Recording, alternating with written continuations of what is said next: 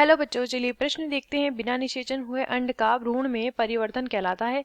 अनिषेक फलन, द्विनिषेचन, अनिषेक जनन, बहुभ्रूणता। तो आइए जानते हैं हमारे प्रश्न की मुख्य अवधारणा। हमारे प्रश्न की मुख्य अवधारणा है, हमें बताना है किसके बारे में? बिना निषेचन के भ्रूण का परिवर्धन होना। भ्रूण का परिवर्धन जब होता है तो इस प्रक्रिया को क्या कहते हैं? ठीक है, बिना निषेचन। सबसे पहले तो भ्रूण जब कब बनता है? जब निषेचन हो जाता है। नर और मादा युग्मक का संलयन होने के बाद भ्रूण जो है उसका निर्माण होता है, उसका परिवर्धन होता है। लेकिन जब बिना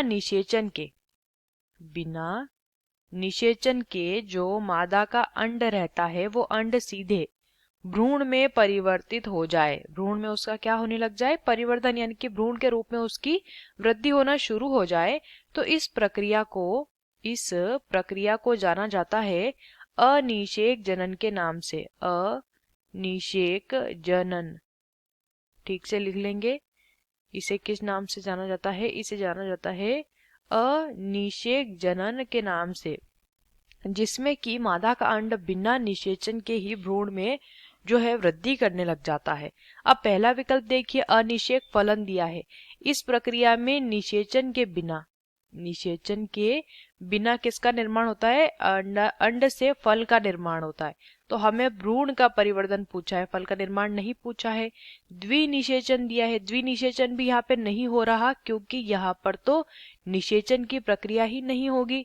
अनिषेक जनन इसे कहते हैं, सही होगा। और बहुभ्रूणता यहाँ पे नहीं कहेंगे क्योंकि यहाँ पे भ्रूण जो है वो एक ही जो है भ्रूण बनेगा। बहुभ्रूणता में एक से ज्यादा भ्रूण का निर्माण होता है। तो जो सही उत्तर है वो है विकल्प सी, अनिषेक जनन।